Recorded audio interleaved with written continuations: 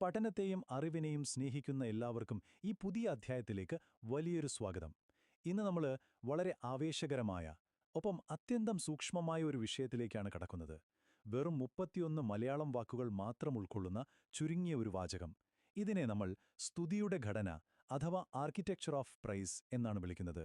പുരാതന രേഖയായ സങ്കീർത്തനങ്ങൾ 117 അധ്യായം 1-2 വാക്യങ്ങളുടെ അണുതലത്തിലുള്ള, അതായത് മോളിക്കുലാർ ലെവലിലുള്ള ഒരു ഡീപ് ഡൈവാണിത്.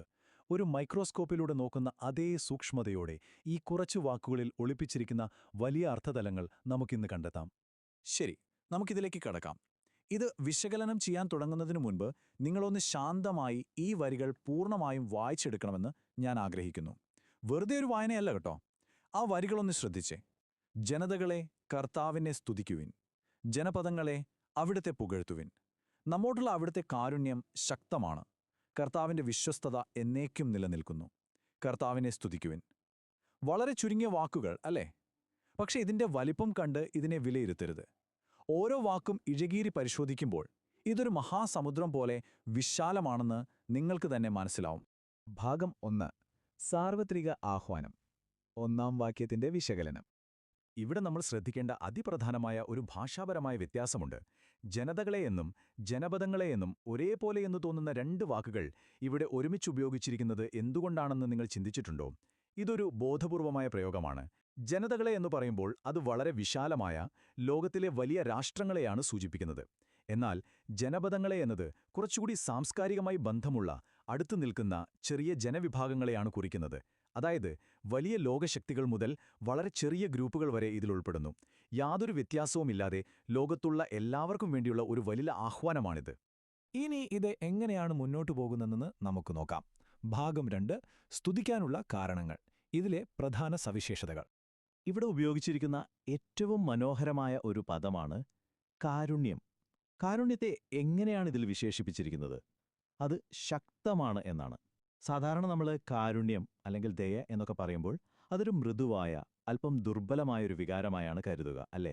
എന്നാൽ ഈ പാഠം കാരുണ്യത്തെ മാറ്റാനാവാത്ത വലിയൊരു ശക്തിയുമായിട്ടാണ് ബന്ധിപ്പിച്ചിരിക്കുന്നത്. കാരുണ്യം എങ്ങനെ അത്രത്തോളം ശക്തമാകുന്നു എന്നത് ശരിക്കും ശ്രദ്ധേയമായൊരു ചിന്തയാണ്. രണ്ടാമത്തെ സുപ്രധാന പദം വിശ്വസ്തത എന്നതാണ്. ഇത് കർത്താവിൻ്റേത് മാത്രമായ, ഒട്ടും മാറ്റമില്ലാത്ത ഒരു സവിശേഷതയാണ്. സ്തുതിക്കപ്പെടുന്ന വ്യക്തിയുടെ ഏറ്റവും ഉറപ്പുള്ള അടിസ്ഥാനം തന്നെ ഈ വിശ്വസ്തതയാണ്. നൽകിയ വാക്കോ ഉടമ്പടിയോ എന്തുതന്നെ സംഭവിച്ചാലും മാറില്ലെന്ന വലിയൊരു ഉറപ്പാണ് ഈ വാക്കിലൂടെ നമുക്ക് കിട്ടുന്നത്. ഇതിലെ ഏറ്റവും കൗതുകകരമായ കാര്യം എന്താണെന്ന് വെച്ചാൽ, നമ്മളിപ്പോൾ കണ്ട ഈ ശക്തമായ കാരുണ്യവും വിശ്വസ്തതയും എങ്ങനെ പരസ്പരം സന്തുലിതമായി ഒരു തുലാസിലെ 2 തട്ടുകൾ പോലെ നിൽക്കുന്നു എന്നതാണ്.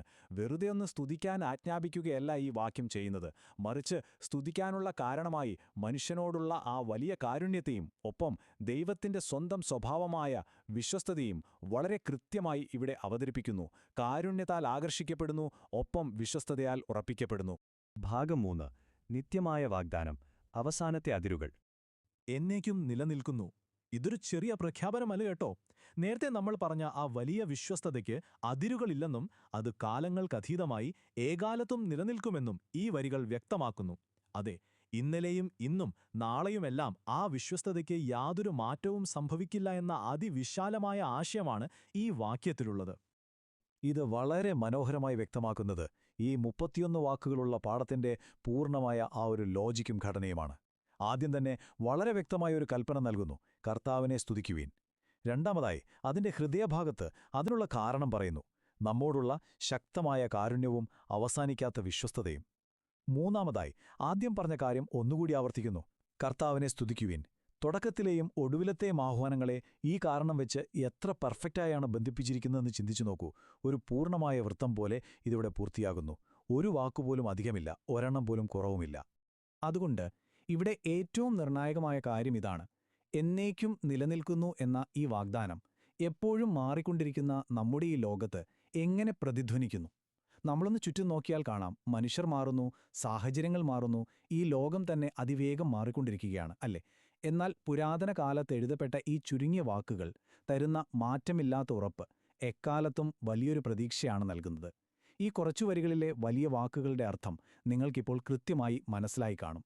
ഇനി ഈ വാക്യങ്ങൾ കേൾക്കുമ്പോൾ ഈ അർത്ഥം നിങ്ങളുടെ മനസ്സിലേക്ക് ഓടിയെത്തും തീർച്ച. വീണ്ടും മറ്റൊരു വിഷയവുമായി നമുക്ക് കാണാം. നന്ദി.